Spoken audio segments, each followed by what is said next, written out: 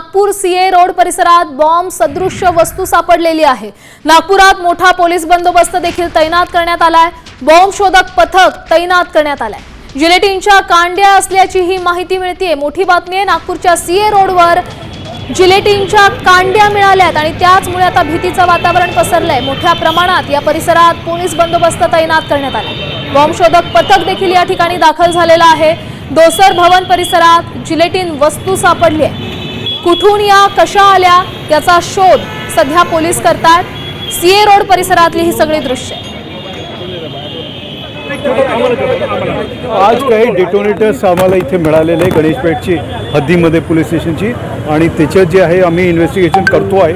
कारण ही जी पिशवी ज्याचे मिळालेली आहे ती पिशवी काही दिवसापासून इथे होती आणि ते जे आहे ते जे मालक आहे त्यांच्याशी चर्चा झाली। जवळपास 1 महिन्यापासून ते तिथे होते, पण त्यांनी काही सिरियसली घेतलं नाही। आज त्यांनी बाहेर जाऊन जसं बघितलं ते म्हणाले की असं होऊ शकतो आहे। मग आमची टीम आली, त्यांनी व्हेरीफाय केलेलं आहे। पेसोचे जे लोक आहेत ते पण आलेले आहे। आम्ही BDDS आमची टीम आहे, त्याचा अर्थ पुढची कारवाई आमची चालू आहे। पोलिसांनी दिलेल्या माहितीनुसार सध्या शोध सुरू आहे। गेल्या काही दिवसांपासून ती पिशवी त्या ठिकाणी होती। नागपुरातली ही बातमी आहे। वर्दळीच्या सीए रोड परिसरात जिलेटिनच्या कांड्या आढळल्यात, त्यामुळे खळबळ माजली आहे। दोसर भवन परिसरात ही बॉम्ब सदृश्य वस्तू सापडली आहे, त्यामुळे पोलिसांनी आता तातडीनं संपूर्ण परिसर सील केल्याचं कळतंय। मोठा पोलीस बंदोबस्त तैनात करण्यात आलेला आहे। बॉम्ब शोधक आणि नाशक पथक या घटनास्थळी दाखल झालेला आहे। या स्फोटक कांड्या तिथे कशा आल्या, त्या कोणी आणल्या, त्यामागे कोणाचा हात आहे याचा तपास सध्या युद्ध पातळीवर सुरू आहे। नागपूर सीए रोड परिसरात बॉम्ब सदृश्य वस्तू सापडली। या संदर्भातली अधिकची माहिती देत आहेत आपले प्रतिनिधी पराग ढोबळे। पराग, या जिलेटिन सारख्या वस्तू, या कांड्या नेमक्या आणल्या कोणी, कशा आल्या, याबद्दलचा शोध सध्या सुरू आहे। अधिकची काय माहिती? नक्कीच ज्या पद्धतीनं एका दोसर भवन परिसरामध्ये एका दुकानदाराला त्या ठिकाणी पिशवी दिसून आली, खरं तर ती पिशवी गेल्या महिन्याभरापासून आहे असंही त्यांनी सांगितलं होतं, पण मात्र त्याचं आतापर्यंत दुर्लक्ष होतं।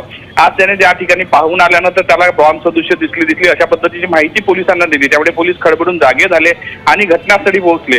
त्यावेळेस पिशवीची तपासणी करण्यात आली, त्यामध्ये जिलेटिनच्या कांड्या ह्या मिळून आल्या आणि त्यानंतर पोलिसांनी सरळ शोध सुरू केला की ह्या जिलेटिनच्या कांड्या नेमक्या कुठून आल्या होत्या, त्याचा नेमका वापर कुठल्या उद्देशासाठी होत्या, कोणी विकत घेतल्या, तिथे कशा पोहोचल्या, या सगळ्याच्या अनुषंगाने जो आता तपास सुरू केलेला आहे। सुरुवातीला बॉम्ब सांगण्यात आलं होतं, मात्र त्या जिलेटिनच्या कांड्या असल्याचं कळतं। मात्र त्यामुळे काय होऊ शकतं का या अनुषंगाने सुद्धा आता तपास होणार आहे। पेसोचे अधिकारी असो, बॉम्ब शोधक पथक असो, पोलीस विभागाचे अधिकारी असो, सगळे त्या ठिकाणी दाखल झालेले आहे।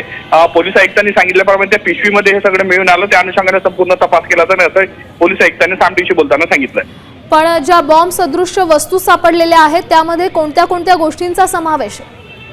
जी प्राथमिक माहिती मिळते आहे त्यामध्ये जिलेटिनच्या कांड्याच असल्याचं सांगितलं जातं। खरं तर जिलेटिनच्या कांड्या वेगवेगळ्या कामामध्ये सुद्धा यूज केल्या जातात, कमर्शियल यूज सुद्धा असतो। काही ठिकाणी खाणीमध्ये स्फोट करण्यासाठी सुद्धा जिलेटिनच्या कांड्यांचा वापर केला जातो। मात्र या जिलेटिनच्या कांड्यांचा नेमका काय वापराच्या अनुषंगाने बनल्या होत्या, कुठून आल्या होत्या, या सगळ्याची माहिती आता घेतली जाणार आहे। गेल्या किती दिवसांपासून ही पिशवी त्या ठिकाणी होती आणि माहिती पोलिसांना कोणी दिली?